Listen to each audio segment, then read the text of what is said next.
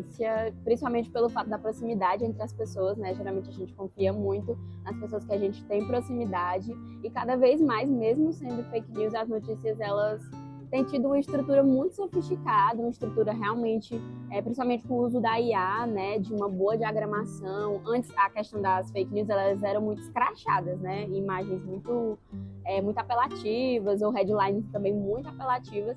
Mas hoje não, né? Infelizmente elas têm uma estrutura bem consolidada, boas headlines, textos bem construídos, né? Principalmente pelo uso da inteligência artificial. Então eu acho que cada vez mais pela proximidade as pessoas podem acabar compartilhando, podem acabar consumindo mais conteúdos a partir daquele. É importante considerar que no campo da política nunca houve simplesmente o acionamento da razão. Desde que a atividade nasceu lá na Antiguidade Clássica, que a política sempre mobilizou muitas emoções. Isso que nós vemos, né, através de proliferação nas mídias sociais é algo também muito comumente associado, principalmente aos períodos eleitorais. O uso de notícias falsas, a fábrica de mentiras. Para quem é, por exemplo, do interior e acompanha reiteradamente processos eleitorais, sabe que isso é uma constante. Não raro, nós vivíamos nos interiores do país, nessas cidades menores, no período que antecedia as eleições, uma divulgação de panfletos apócrifos do sábado para o domingo, que era exatamente o dia da votação, a circulação de notícias, a utilização, inclusive, já ocorreu a criação de falsos veículos de comunicação, né, fakes de veículos de comunicação, para fazer com que as pessoas acreditassem em determinadas informações. Então, principalmente no período eleitoral, nós temos essa larga utilização de notícias que são inverídicas, de mentiras que são produzidas no sentido de denigrir a imagem de pessoas, de macular a imagem de candidatos. O que ocorre na contemporaneidade é que essas coisas circulam muito mais rapidamente para um público muito mais massivo, principalmente através da internet. Em 2018, 45% dos eleitores brasileiros decidiram em qual candidato votar após consumir alguma informação nas redes sociais, de acordo com pesquisa de opinião do Instituto Data Senado.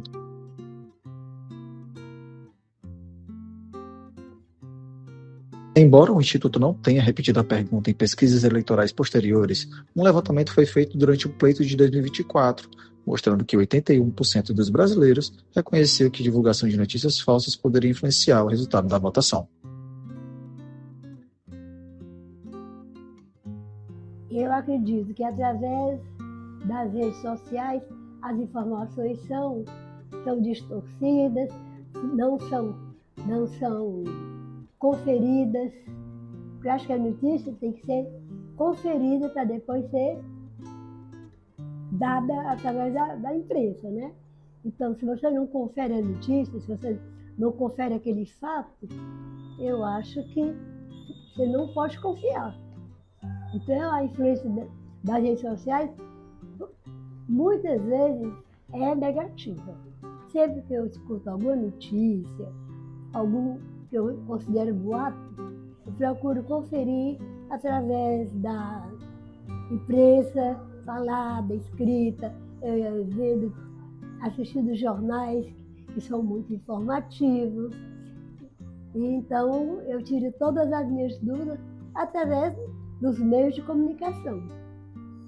Muito provavelmente nós teremos em 2026 uma campanha marcada por judicialização do processo. Porque reiteradamente os candidatos vão se utilizar da justiça para tentar retirar dessas plataformas um conteúdo mentiroso. Hoje, principalmente por essa condição de fazer com que esses conteúdos tenham um nível muito alto de credibilidade, né, dada a sofisticação técnica que eles apresentam. Então, através da inteligência artificial hoje é possível produzir, inclusive, vídeos com uma verossimilhança. Então, muito provavelmente nós teremos um embate eleitoral aí marcado também pela judicialização. Mas é importante também considerar que a judicialização nos revela que nós temos uma campanha em que não é possível vale tudo. Cabe à Justiça Eleitoral, portanto, celeridade para que tempestivamente esses conteúdos sejam retirados de circulação e não causem prejuízos, causem danos ao próprio regime democrático. Então, a campanha de 2026 vai ser uma campanha desafiadora, porque vai exigir dos candidatos aí uma observância, um monitoramento muito grande dessas mídias sociais. Elas acabaram assumindo um protagonismo, e não é de agora, né? Desde pelo menos 2018 nós percebemos esse protagonismo das mídias sociais, inclusive secundarizando o papel dessas mídias tradicionais. E aí cabe, obviamente, também a Justiça Eleitoral ter um posicionamento muito firme, muito célere, para garantir que o processo não corra riscos em virtude de notícias que são construídas com o único objetivo de manipular o eleitorado.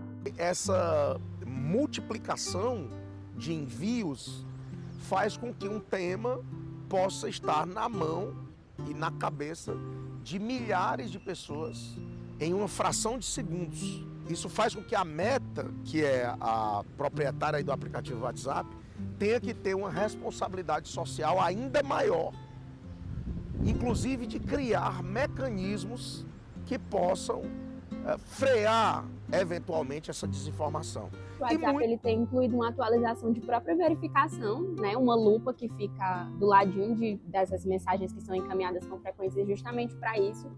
E eu vi esses dias que ele incluiu uma tagzinha, né? De tipo, verifique essa informação e tudo mais, justamente pelo fato dela já ter sido encaminhada com frequência.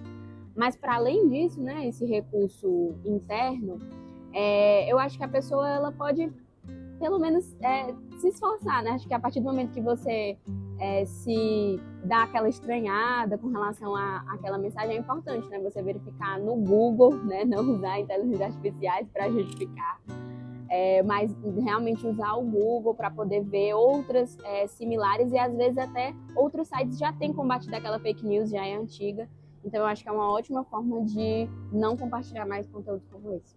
As redes sociais, forçadas pela população, pela sociedade, pelos governos, não só do Brasil, mas do mundo inteiro, têm tomado medidas para tentar fazer com que aquele ambiente se torne um espaço não de desinformação, mas que seja de entretenimento, que seja de informação política, mas menos de desinformação.